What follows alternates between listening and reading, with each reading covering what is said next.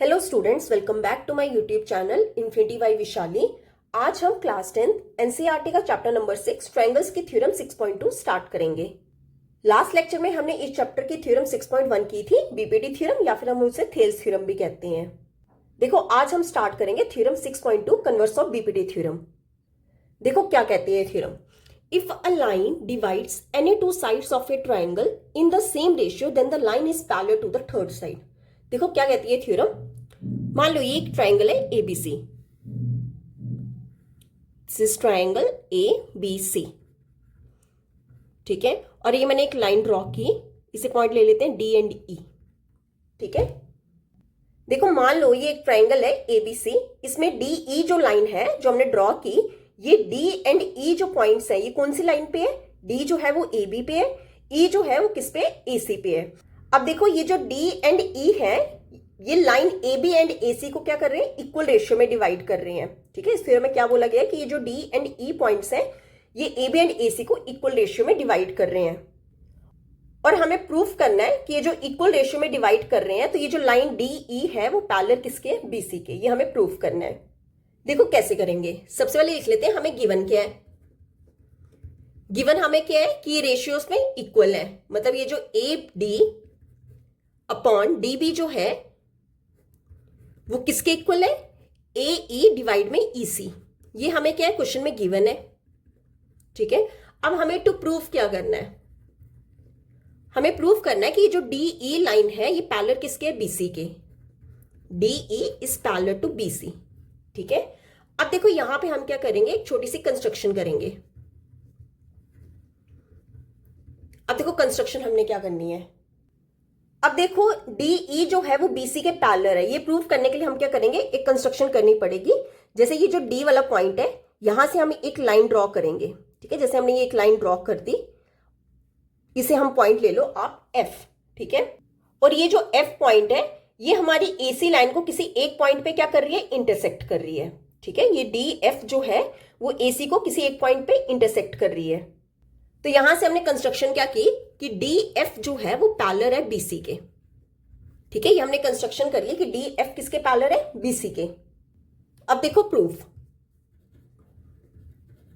देखो हमें प्रूफ क्या करना है कि डी ई लाइन है वो पैरेलल है बीसी के, पर कंस्ट्रक्शन में हमने क्या लिया कि डी एफ जो है वो पैरेलल है बीसी के। तो मतलब जो हमें पैरेलल करना है हम लेके चलते हैं कि वो पैरेलल नहीं है, तो हम क्या लिखेंगे? Let us assume that DE is not parallel to BC। हमने लेट कर लिया कि ये जो लाइन DC है ये BC के पैरेलल नहीं है, ठीक है। तो इस ट्रायंगल ABC में हमने क्या लिया है कि ये जो लाइन DF है वो पैरेलल है BC के। हमने कंस्ट्रक्शन में लिया कि DF जो है वो पैरेलल है BC के, ठीक है। अब देखो हमने बीपीटी थ्योरम में पढ़ा है कि अगर कोई टू लाइंस आपस में पैरेलल है तो उन दोनों साइड्स का रेशियो क्या होता है? आपस में इक्वल होता है। तो यहां से हम क्या कह सकते हैं? एडी डिवाइड्स में डीबी, एडी डिवाइड्स में डीबी किसके इक्वल होगा? ए एफ, हमने एफ तक पैरेलल लिया हुआ ना, ए एफ डिवाइड में F C, A F divide में एफ सी, ठीक है। इसे ले लो इक्वेशन नंबर 1। क्या यूज किया हमने यहां पे? BPT theorem, by BPT theorem. Clear? हमारा क्या आया? एडी डिवाइड्स में डीबी किसके इक्वल है? ए एफ डिवाइड्स में एफ सी। अब देखो हमें गिवन क्या है कि ये जो एडी डिवाइड्स में डीबी है वो किसके इक्वल है? ए ई डिवाइड्स में ई सी। अब हम ये गिवन वाला कहां लिखेंगे? इसके नीचे लिखेंगे। क्या गिवन है हमें? ए डी डिवाइड्स में DB is equal to A E divides में ई सी, ठीक है। ये ले लो इक्वेशन नंबर 2। ये हमें क्या है? क्वेश्चन में गिवन है, ठीक है। अब देखो हमें इन दोनों इक्वेशन से क्या पता चल रहा है। अगर दोनों के लेफ्ट साइड इक्वल है तो दोनों की राइट साइड भी इक्वल होगी। इस साइड भी एडी डिवाइड्स में डीबी है, इस साइड भी एडी डिवाइड्स में डीबी है। अब देखो दोनों के लेफ्ट साइड क्या है? इक्वल है, तो हम दोनों की राइट साइड क्या लिख सकते हैं? इक्वल लिख सकते हैं। तो हम क्या लिखेंगे? फ्रॉम इक्वेशन 1 एंड 2 ये दोनों इक्वल लिख देंगे। अब देखो from equation 1 and 2, from equation 1 and 2। अब देखो 1 एंड 2 इक्वेशन से हमें क्या पता चल रहा है? दोनों की लेफ्ट साइड इक्वल है, अब दोनों की राइट साइड इक्वल लिख दो। मतलब जो ए एफ डिवाइड में एफ सी है वो किसके इक्वल हो जाएगा? ए ई डिवाइड्स में ई सी, ठीक है। यही आएगा हमारा। अब देखो ये आया था from equation 1 and 2 AF divides में FC is equal to AE divides में EC, मतलब ये जो AF डिवाइड में FC है वो किसके इक्वल है, AE डिवाइड्स में EC। अब क्या करेंगे, दोनों साइड कर दो +1, दोनों साइड क्या करोगे, +1 करोगे, इस साइड भी +1 लगा दो और इस साइड भी +1 लगा दो। अब देखो यहां पे हम क्या करेंगे, एलसीएम लेंगे, 1 के नीचे 1 नहीं आएगा, FC और 1 का एलसीएम क्या होगा, FC, ठीक है। यहां पे क्या आएगा, AF प्लस, अब देखो 1 की जगह क्या आएगा, नीचे वाली same value means FC। Similarly यहां पे EC आ जाएगा एलसीएम, तो यहां पे क्या आएगा, AE प्लस EC, ठीक है। अब आप देखो AF प्लस FC, ये AF और FC ये टोटल क्या बन जाएगा, AC, ठीक है। AF और FC टोटल क्या बन जाएगा, AC, डिवाइड में क्या है, FC इज इक्वल टू, अब देखो AE प्लस EC टोटल क्या बन जाएगा, AC, AC किसके इक्वल हो गया, EC के, ठीक है।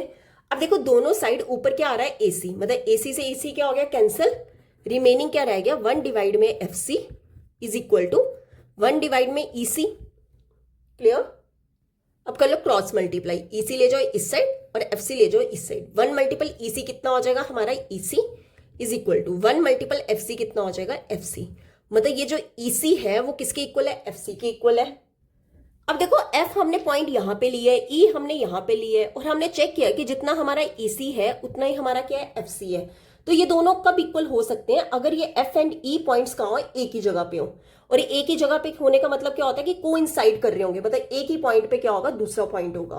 तो हम क्या लिख देंगे, F and therefore F and E are coincide। अगर ये दोनों कोइंसाइड कर रहे होंगे तभी ये जो EC जो है वो FC के इक्वल होगा।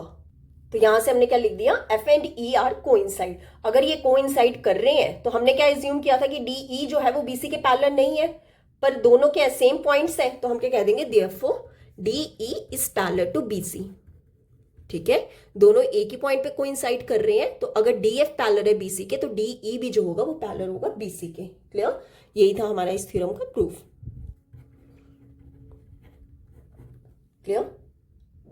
तो यहां पे होती है हमारी theorem 6.2 complete, converse of BPT theorem.